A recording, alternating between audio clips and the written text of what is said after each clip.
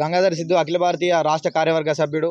ఈరోజు జరిగిన ఘటన ఈ గవర్నమెంట్ హై స్కూల్ తొర్రూరు ఏదైతే ఉందో దానిలో ఒక 6వ తరగతి విద్యార్థి చేత ఒక 6 ఫీట్ల స్టాండ్ అనేది ఒక ద్విచక్ర వాహనంపై తీసుకెళ్లడం అది సరికాదు అని ఈరోజు మేము చెప్తా ఉన్నాం. దాంతో పాటు ఆ పుసుక్కున ఇప్పుడు ఆ అబ్బాయి కనుక వెళ్ళే టైంలో ఆ అబ్బాయి బైక్ పై నుంచి కనుక జారి పడితే ఆ అబ్బాయికి జరగని సంఘటన ఏదైనా జరిగి ప్రాణాపాయానికి గురయ్యే అవకాశం చాలా ఎక్కువగా ఉన్నది. ఆ అబ్బాయికి ఏం జరగలేదు కాబట్టి ఈరోజు అందరం సాఫ్ సీదా సరే ఏం జరగలేదు కదా అన్నట్టు ఉన్నాం. కానీ పుసుక్కున రోడ్డు మీద పోయే టైంలో కనుక ఏదన్నా జరగని సంఘటన జరిగి ఆ అబ్బాయి మెడనరాలే కానీ వెన్నుపూసే కానీ కాలు చేతులే కానీ విరిగితే వాళ్ళ తల్లిదండ్రులకే కానీ వాళ్ళ బంధువులకే కానీ ఎవరు సమాధానం చెప్తారు?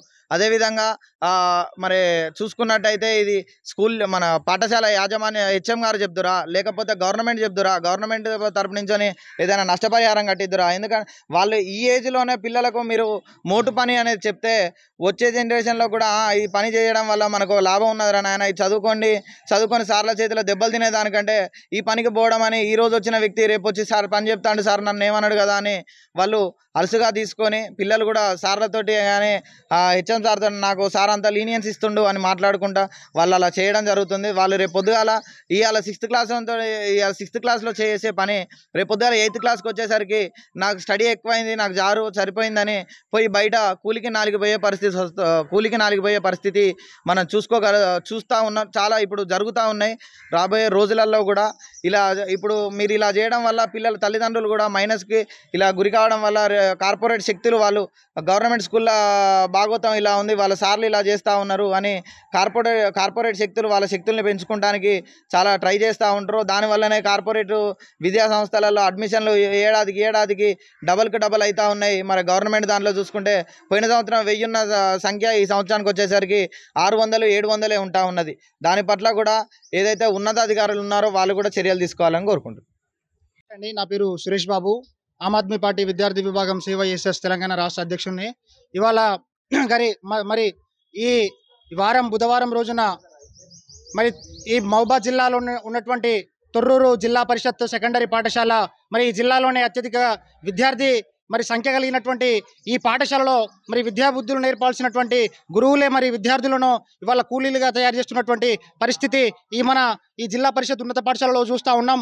మరి ప్రజాస్వామ్యానికి 4వ పిల్లర్గా ఉన్నటువంటి మరి ఈ జర్నలిస్టులు ఆ జరిగినటువంటి సంఘటనను ఏదైతే ఈ పాఠశాలలో చదువుతున్నట్టు 6వ తరగతి విద్యార్థిని మరి ఆయనను ఒక ఇనుప రాడ్డు మోపించుకుంటా వాళ్ళతో పనులు చేయించుకుంటా ఉన్నటువంటి మరి ఆ యొక్క సన్నివేశాన్ని మరి విలేకరులు అధికారులకు తెలియజేయడం జరిగింది. అధికారులు కూడా నిష్పక్షపాతమైనటువంటి విచారణ జరిపి దానికి ఎవరైతే కారకులైల్లో ఆ యొక్క ఉపాధ్యాయుడి మీద మరి దానికి సంబంధించినటువంటి ఆ ప్రధానోపాధ్యాయుడి మీద చర్యలు తీసుకోవాలనేసి CYSSగా డిమాండ్ చేస్తూ ఉన్నాం. మరి ఈ పాఠశాలలో గతంలో అనేకమైనటువంటి మరి ఈ పాఠశాల విద్యార్థి వ్యతిరేక పనులు జరిగినాయి.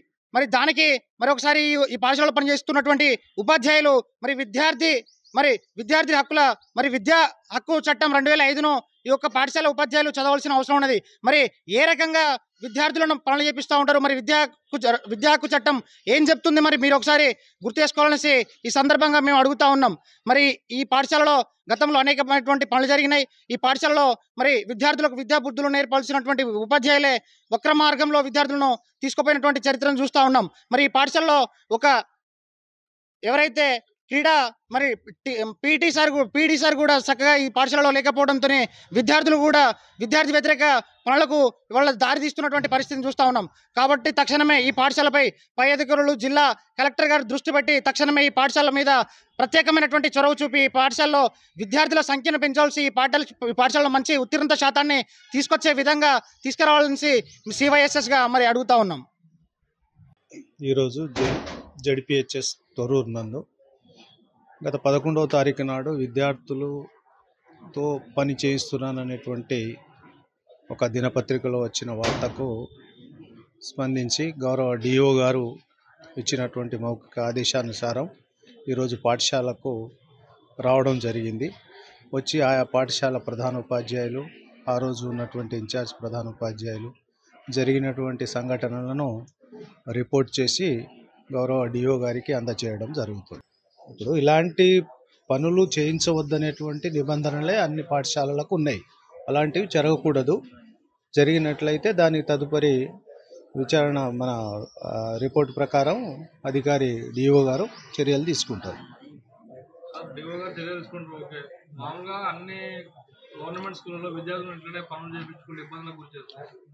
ప్రభుత్వ పాఠశాలలో విద్యార్థులు ఎలా చదువుకోగలుగుతారు? ఎట్టి పరిస్థితుల్లో అలాంటి పని చేయించకూడదు. ఏ ప్రభుత్వ పాఠశాలలో కూడా విద్యార్థుల చేత పని చేయించకూడదు.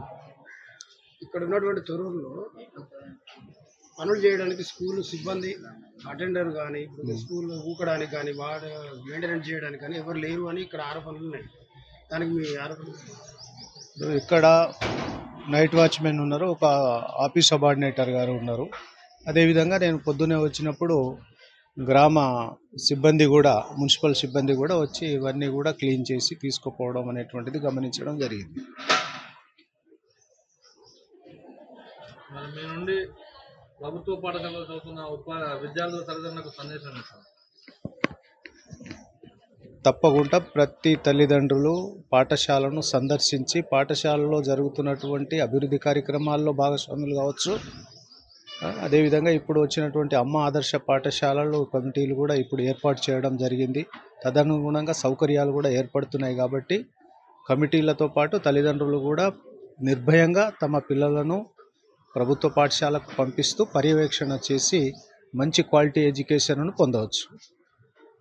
స్కూల్లోకి వచ్చినాక విద్యార్థుల పరిస్థితులు కొన్ని చదువు పరంగా మారిపోతున్నాయి కదా, విద్య రాక కరెక్ట్ విద్యాభ్యాసం చేయలేక టీచర్స్ ఇబ్బంది పెట్టడం, ఇలా అలా ఇబ్బందులు పెడితే తప్పకుండా చర్యలు తీసుకుంటాం.